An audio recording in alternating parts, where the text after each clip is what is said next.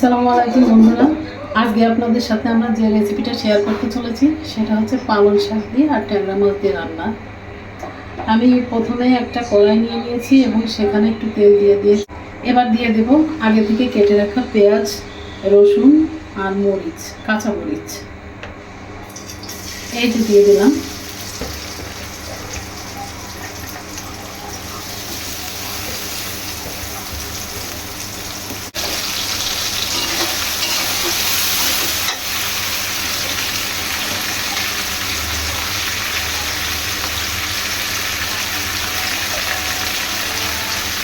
এবার দিয়ে দেবো 1 চামচ হলুদ, তারপর দেবো লবণ পরিমাণ মতো।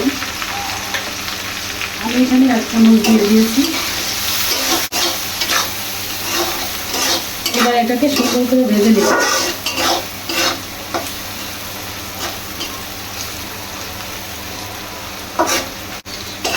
এই যে দেখুন বন্ধুরা, মশলাটা ভাজা হয়ে গেছে।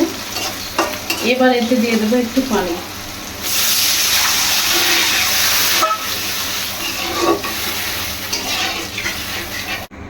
পানি দেওয়ার পরে এবার ঢেকে দিব।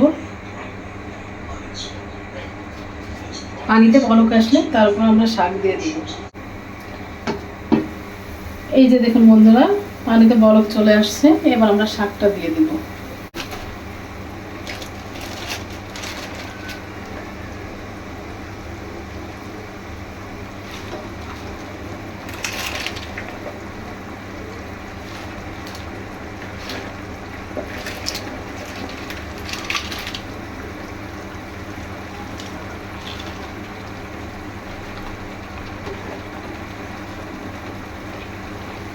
তবে লক্ষ্য রাখতে হবে, শাক রান্নার সময় পানি যদি বেশি হয়ে যায় তাহলে কিন্তু শাকটা অনেকক্ষণ করে জাল দিতে হবে।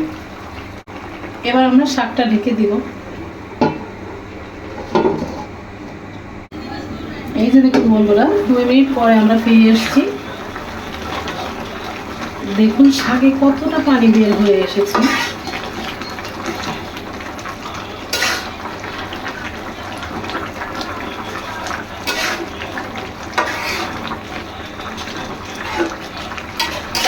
আমরা শাকটাকে আবার ঢেকে দেব। এবার দিয়ে দেব মাছ।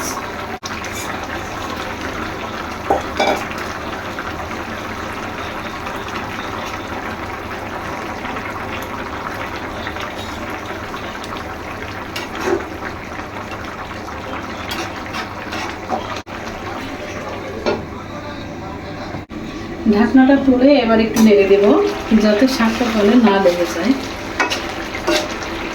এই তো প্রায় হয়ে এসছে। দেখুন বন্ধুরা, আমাদের শাকটা রান্না হয়ে গেছে।